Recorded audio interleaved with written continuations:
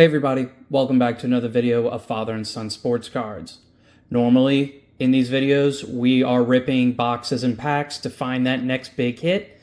Today, we're going to do something a little different. We are going to try and help those new in the hobby. And for today's video, we're going to focus on mailing or shipping cards in plain white envelope. So first, we'll learn a little bit of the lingo. You may see the acronyms PWE, which is plain white envelope, or you may see BMWT, which is bubble mailer with tracking. So for this video, we're just going to focus on a plain white envelope. We have everything we need in front of us to safely ship a card or cards in a plain white envelope. In today's example, I like to use a number 10 size envelope. It's pretty standard letter size. So let's say you sell a card that is less than $20, but you're not sure how to ship it safely. Most people, when you buy a card that is low in value, they may not want to spend the extra money on a bubble mailer that could cost $4 to $6, depending on where you're shipping it.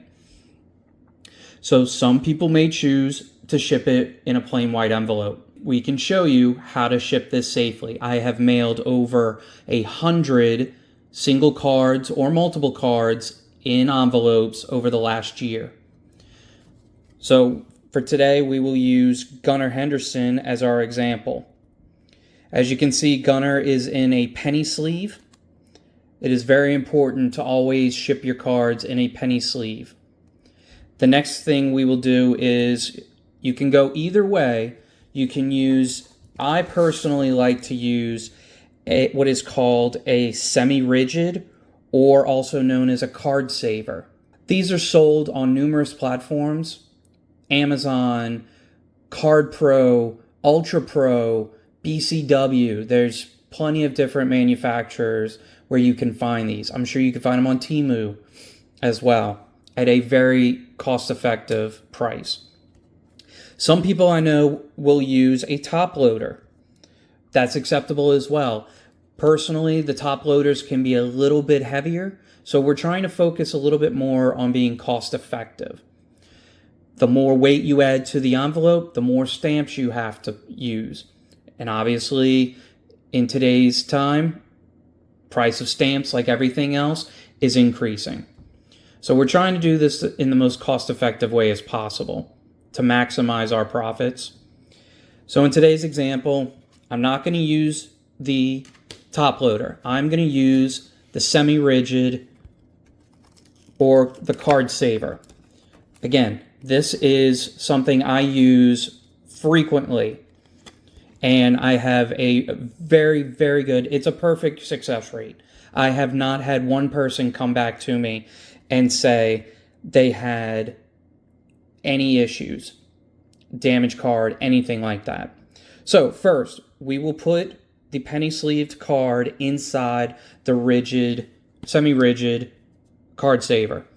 Now, you don't want the card moving around in the envelope, so what I like to do is I'll take the painter's tape. Please do not use Scotch tape, packaging tape. There should be no other adhesive tape anywhere near this card unless it's on the outside of the envelope. So painter's tape is your best bet. So what I like to do is I like to tear off a little piece.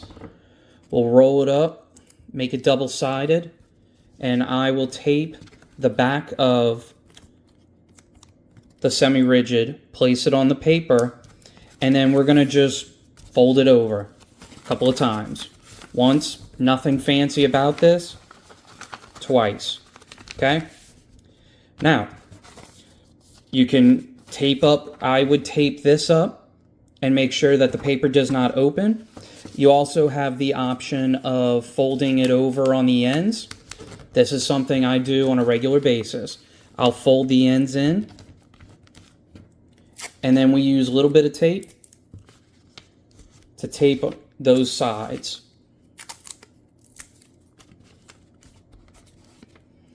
And then after you have addressed your envelope, do not address your envelope with the card inside. You do not want to damage the card with your pen.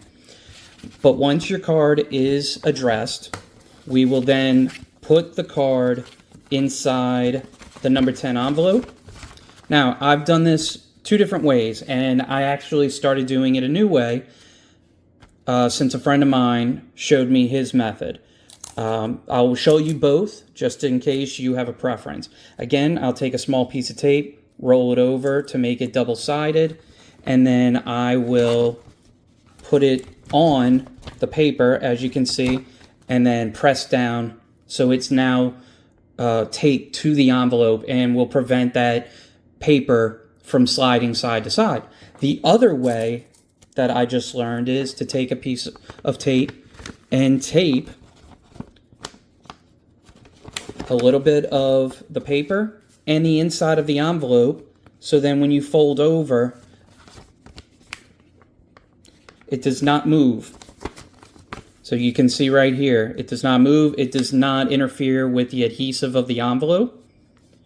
And then I will close that envelope, seal it, and it already has the adhesive on here, so I'll just rip this off and press down. I like to use the packaging tape as an outside secondary adhesive in case it loses its ability to stay sealed. The packaging tape is just an extra helper. Not required, but I do it. And then once I'm done with that, I use my Amazon Basics. It's actually a kitchen scale, but it works perfectly for what I need. I found this on Prime Day. I think I bought it for $8 after tax. It may run a little closer to $12 to $15 now if it's not on sale. Place it on there. As you can see, it is 0.7 ounces. The envelope has maintained less than a 1/4 inch in thickness, and it is less than 1 ounce. Therefore, we can stick to using 1 Forever stamp. And I have my Forever stamps here ready to go. Now, that is how I ship a single card. If you have multiple cards, I would recommend evening out the cards. I would probably do maybe 2 to 4 cards per semi-rigid. I've actually shipped in a plain white envelope up to 12 cards. So I did 2 semi-rigids with 6 cards in each of them, and it still made it safely. Now, you do have to increase the number of stamps you put on the envelope, but I believe as long as you have as long as it's 3 ounces or less, you should not have any problems, and you maintain that 1/4 inch thickness. And that is it. That is how you safely ship a card or cards in a plain white envelope. This is a method I use when selling through Reddit, Discord, eBay, etc. If you have any additional questions, you can always feel free to leave a comment down below and let me know where you've had some problems. I hope this helps you in the future, and I hope you have a great day. Take care, everybody. We'll see you in the next video.